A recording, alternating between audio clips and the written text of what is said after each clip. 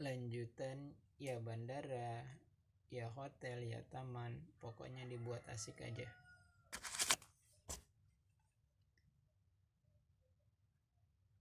Film-film TVRI ketika itu juga pernah menayangkan secara serial film maya, film anak-anak yang menceritakan tentang persahabatan antara seorang anak dan seekor gajah.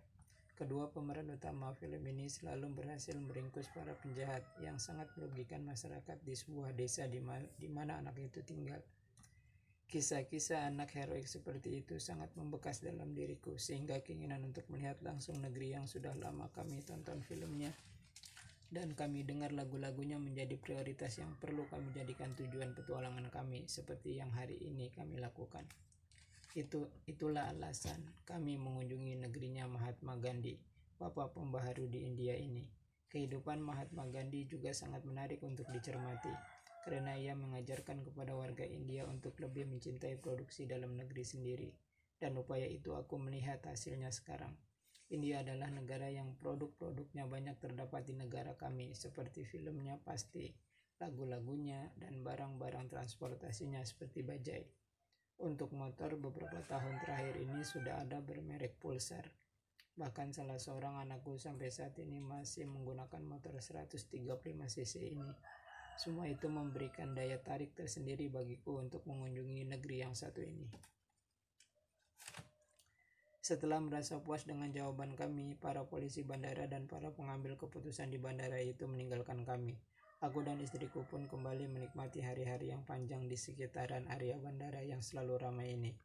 Apalagi pada saat itu ada pengambilan gambar atau syuting sebuah drama berseri atau bahkan film layar lebar yang salah satu adegannya mengambil lokasi di area kedatangan Bandara Rajiv Gandhi ini. Pemeran utamanya seorang perempuan India yang memiliki wajah sangat cantik, sangat tinggi untuk ukuran kami berdua, ramping dan menjadi perhatian hampir semua yang ada di area kedatangan bandara itu. Aku dan istriku pun turut pula menyaksikannya. Minggu 21 Juni 2016. Hari Minggu ini aku dan istriku tidak masuk ke taman bandara, tapi berkeliling memutari area bandara. Dari lantai dasar tempat para penjual makanan dan minuman dan juga ada di hotel bandara. Kemana kami pergi biasanya kami membawa troli bandara, namun kali ini kami tak menggunakan troli itu. Aku dan istriku membawa tas kami di punggung, sementara kamera tablet di bawah istriku, sedang aku menggunakan handycam. Kami mengambil gambar foto di dalam area kedatangan di depan toko buku dan makanan dan juga di depan sebuah kantor biro perjalanan. Untuk pengambilan gambar ini aku sudah minta izin dan mereka membolehkannya.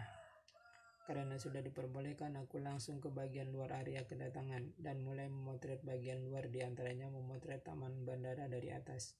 Namun tengah asik aku menjepret-jepret, tiba-tiba seorang lelaki berteriak kecil kepadaku. No foto, katanya berulang-ulang. Dengan terpaksa aku kembali menutup lensa handycamku. Kemanapun aku pergi selalu kujumpai polisi bandara lengkap dengan senjata laras panjangnya. Terkadang berdua, bertiga, bahkan bisa berlima berjalan beriringan. Mungkin ini sudah menjadi tugas mereka untuk berkeliling di area bandara yang cukup luas ini. Aku dan istriku tak merasa terganggu, justru kami merasa ada yang menjaga dan mengawasi kami. Jadi kami rileks saja. Di area bandara ini juga aku berkenalan dengan seorang pria yang usianya tidak jauh berbeda dengan aku. Ia memperkenalkan dirinya dengan nama Muhammad Badarudin.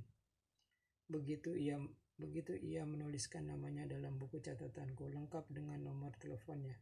Bapak Muhammad Badrudin ini memperkenalkan istrinya juga, namanya Aminah. Selain itu, bapak yang dengan baik hati ini mempersilahkan kami untuk menelponnya apabila mendapat kesulitan di India ini. Tentu saja hal ini membuatku dan istriku bersyukur.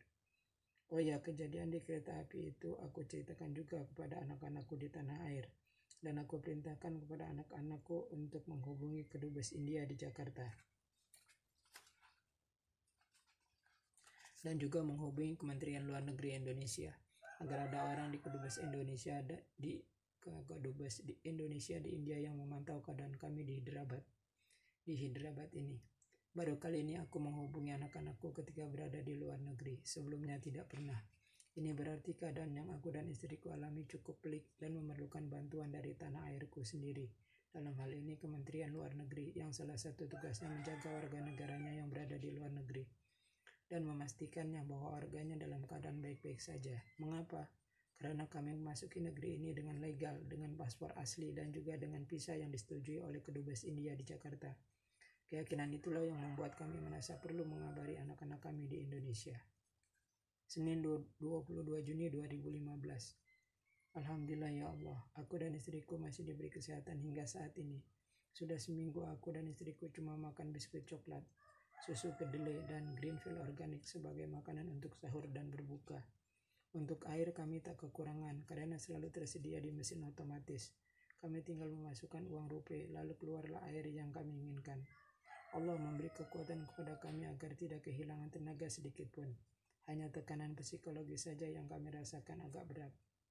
Di hari Senin ini kami kembali mengunjungi taman dengan membawa troli yang disediakan bandara. Rasa ngantuk akibat setiap malam kami tak tidur tak menyurutkan kami untuk terus berjalan menyusuri taman bandara. Melihat para pekerja taman yang bekerja dengan giatnya dan sekali mereka memperhatikan kami. Kami pun menatap mereka dengan senyum persahabatan. Menurutku bahasa tubuh lebih efektif dari bahasa lisan, apalagi bahasa yang kami gunakan belum tentu dimengerti mereka dan bisa menimbulkan salah paham. Bisa panjang urusannya. Pagi yang cerah, matahari bersinar terang. Memang banyak bunga-bunga taman yang berjatuhan dan nampak masih segar. Aku dan istriku memungut beberapa bunga yang sudah jatuh dan masih segar itu dan menciumnya. Subhanallah, harumnya. Semakin lama aku dan istriku semakin menikmati suasana taman bandara ini. Kami bebas bercerita masa lalu. Kami berdua bercerita masa-masa kecil istriku yang sekolah 2, pagi sekolah SD di SD Kebonanas, sorenya sekolah madrasah di sekolah milik kakeknya yang juga sekolah aku masuki, Tanwirul Qulub di Karet Kuningan. Terkadang kami juga mengenang perjalanan pernikahan kami yang telah memasuki 30-an tahun. Suka dukanya, episode mengontraknya yang hampir berpindah tempat sampai 8 kali. Pokoknya semua kami paparkan sambil bertukar cerita masing-masing. Kami tak peduli dengan lalu lalang orang yang lewat, mereka mengerti atau tidak bahasa kami. Itu pun tidak menjadi masalah. Kami terus saja asik bertukar cerita masing-masing. Tak terasa saking asiknya kami bercerita, tiba-tiba kami sudah diserang kantuk. Seperti biasa, akulah yang pertama kali tidur di taman itu, sementara istriku menjaga barang-barang kami. Menurut cerita istriku, banyak sekali orang yang lewat memperhatikan aku ketika sedang tertidur. Aku mendengarkan saja cerita istriku, tapi ketika istriku tertidur, aku tak melihat orang-orang yang lalu-lalang memperhatikan kami. Menjelang sore barulah kami kembali ke tempat kami biasa bermalam, ruang tunggu atau ruang kedatangan penumpang untuk begadang lagi.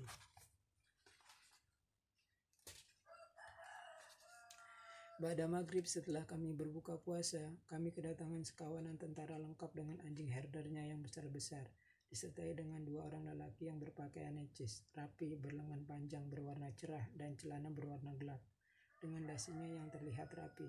Lelaki yang berpakaian necis itu menanyakan paspor dan tiket kami. Aku meminta istriku mengeluarkan tiket dan paspor dan menyerahkan kepada lelaki itu.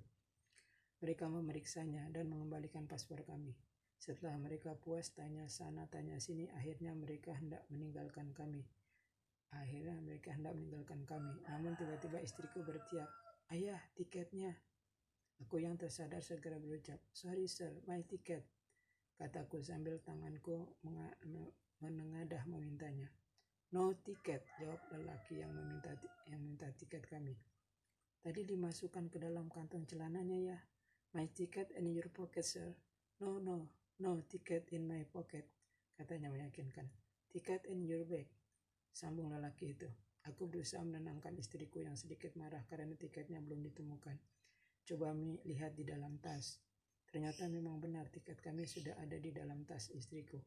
Aku memohon maaf atas kekeliruan ini. Maklum, kondisi kami saat itu memang sedang panik. Bisa saja itu karena istriku lupa bahwa tiketnya sudah dimasukkan berbarengan dengan dikembalikannya paspor kami. Beberapa hari yang lalu ketika aku dan istriku kembali ke bandara, ada seorang pria yang memperkenalkan dirinya dengan nama Muhammad Badruddin dan istrinya Aminah. Lelaki yang tidak kami ketahui datangnya itu memberikan nomor telepon genggamnya. If there are problem in here, call me. Aku dan istriku mengucapkan terima kasih atas kemurahan pasangan suami istri itu. Kupikir inilah saatnya menelpon Bapak Muhammad Badrudin untuk sekedar menemani kami di bandara. Mengingat semakin kerapnya pihak keamanan bandara bertanya berulang-ulang kepada kami. Namun sayang, orang yang sejak awal menawarkan diri untuk membantu kami tiba-tiba saja sudah ada di luar daerah dan tak mungkin datang ke Hyderabad ini. Apalagi kami teman yang baru dikenalnya. Kejadian seperti ini sudah lumrah ada dalam sebuah hubungan pertemanan, apalagi pertemanan ini baru dibangun beberapa hari dan beda negara lagi. Jadi cukup masuk akal alasan dikemukakan Bapak Muhammad Badrudin. Aku maklumi dan memahaminya. SMS masuk dari anakku di Jakarta. Assalamualaikum ayah, pulsanya sudah diisi 100 ya. Salam buat Umi. 22 Juni 2015 jam 17.06.13. SMS dari anakku di Indonesia.